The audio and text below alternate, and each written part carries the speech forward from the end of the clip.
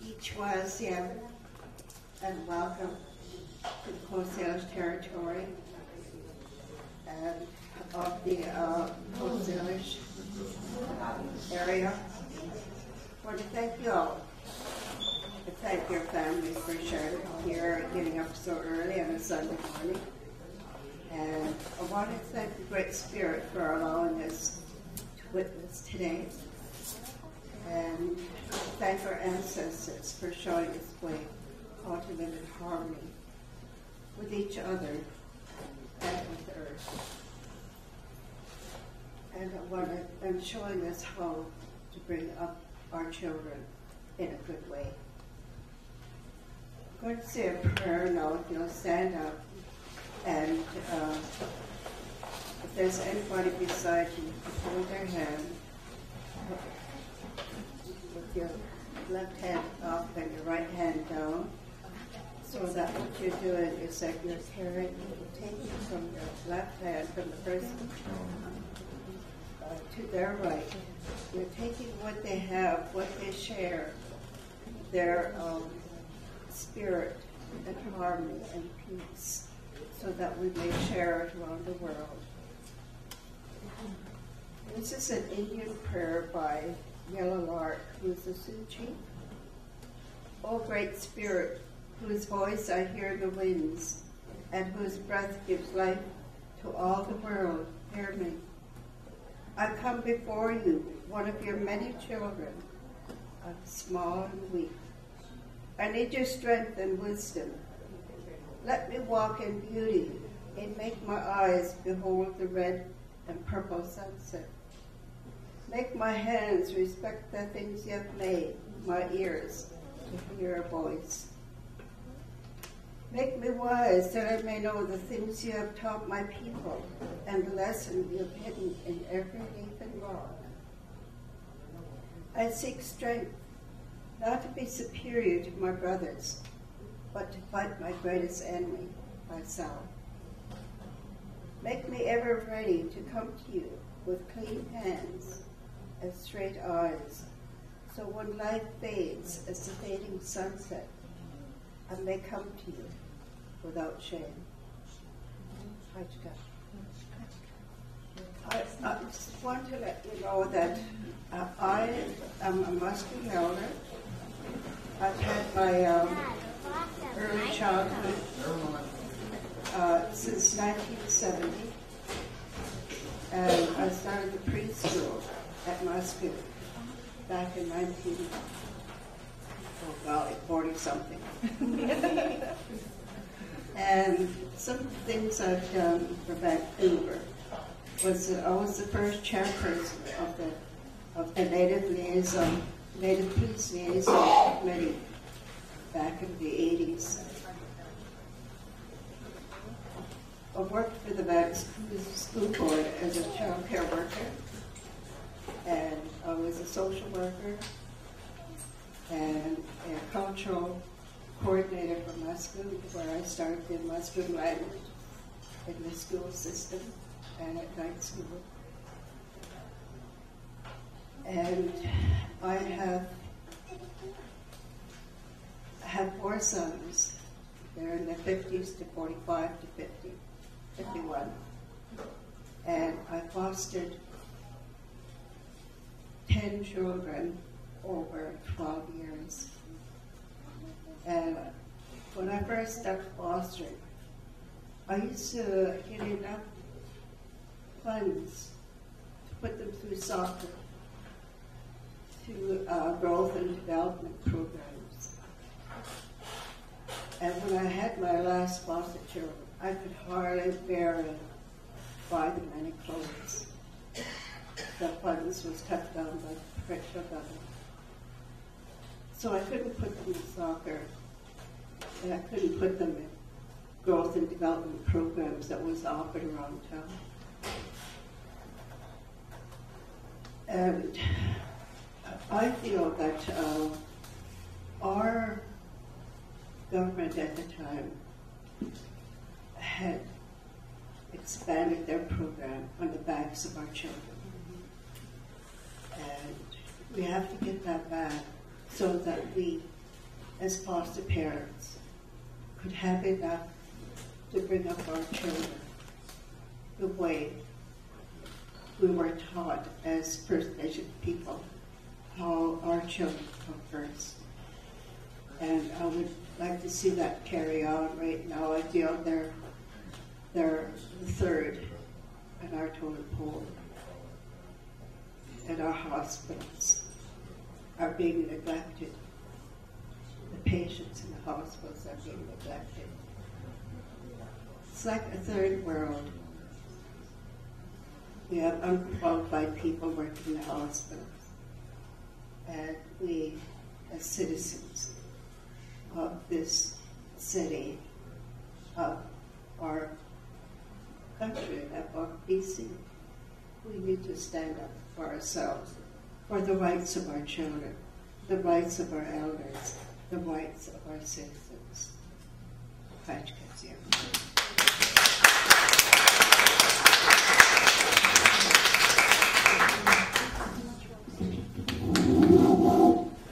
Thank you, Rose, for welcoming us to the Coast Salish territory.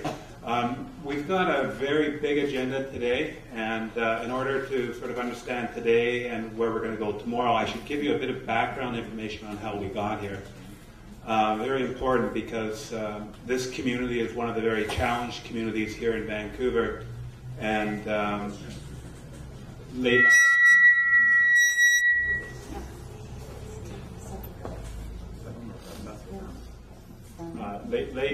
last fall, we were given notice that we were going to face potentially 5 school closures, 2 of them right here in this area.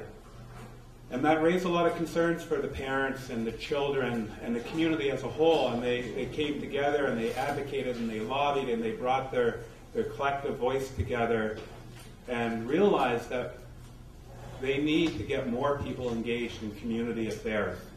Not just to vote, but to come to forums like this, to network with other people, and just to take ownership over their community. And so those parents, we chatted amongst us on Facebook. Social media is a wonderful tool.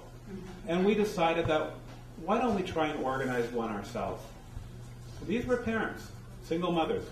And a lot of people said we couldn't do it, but I look around this room for a Sunday morning and all day, I'm so happy that you're all here today supporting parents, supporting children, supporting education. Because that's what this is about. It's about change happens in the communities when the communities get involved, when the parents get involved, when the youth get involved, the grandparents get involved. That's when change begins to happen. So with that, I want to thank those parents that created Vancouver Alliance Network because we care. This is our community, and we have a right to have a say in the direction on how we want to proceed. Not just with our schools, but our community centers, our parks boards, our school boards, even our city council, and provincial and federal government. So this is the beginning of what we hope to be a process of many more forums of bringing together all these diverse interests where we respect urban Aboriginal people, where we respect our recent immigrants, our most challenged populations, our children with special needs, so that we can be part of the solution, because the solution will come from us. And when we share it with those elected officials that are out there representing our interests. We have so many things happening today.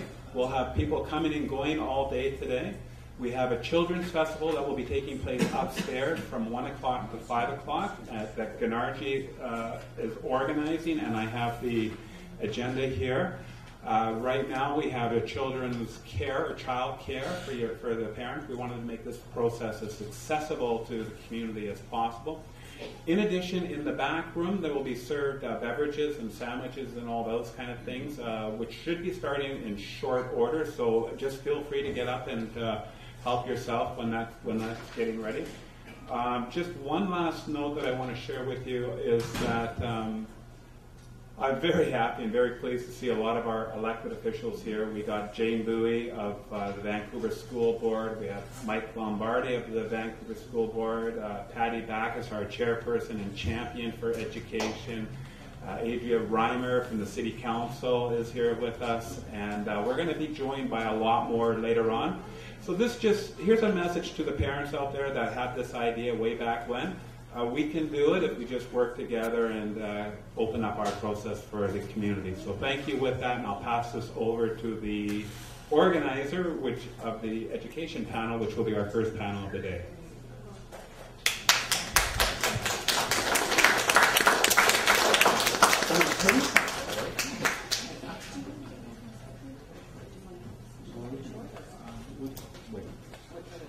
We'll try and make it up from now.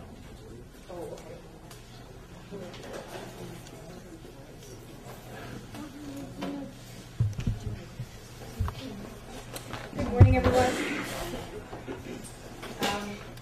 My name is Alicia Luke, and Noel Heron actually is the organizer of this session. And he asked me to moderate this panel discussion. So just a bit of background about me. I was one of the original organizers of Save Our Schools, which was a group that came together in 2001, 2002 to fight the cuts that were happening in public education at that time.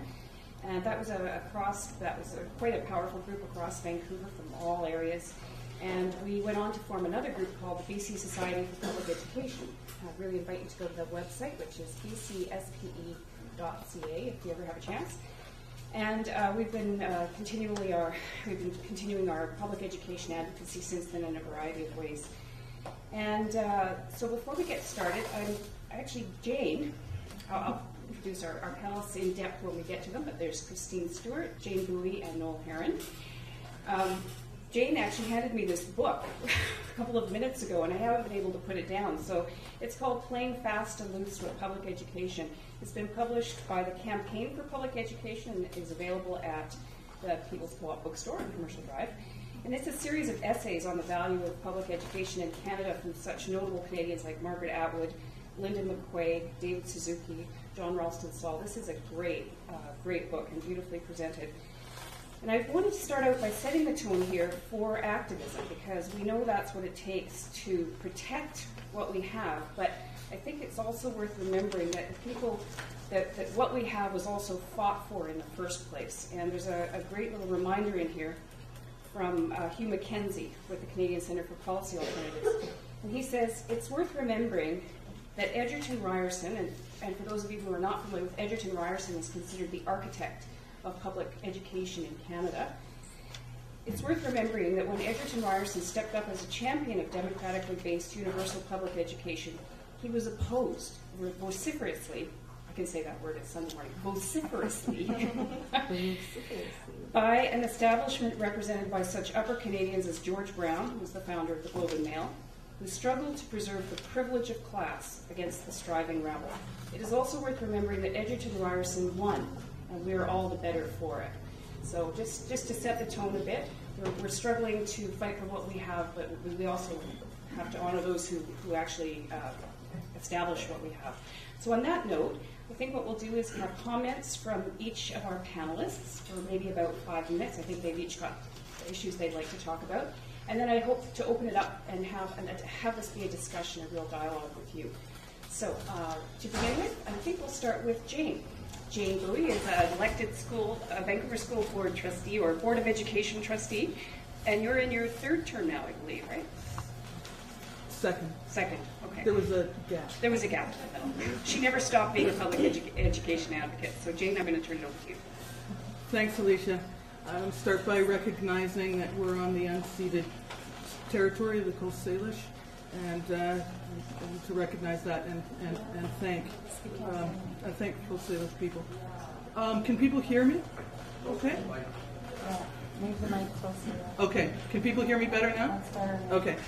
I want to thank the organizers. Van BC is a new organization, but I think the concept and the ideas behind what they're trying to do are really important, and I'm very excited to be here.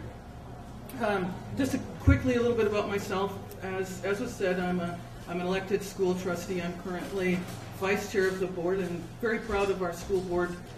We have, as was said before, Mike Lombardi, a fellow trustee, and Patty Backus, the trustee, and our chairperson. And I think that I can honestly say that we're a board that works really hard to defend public education. I live in the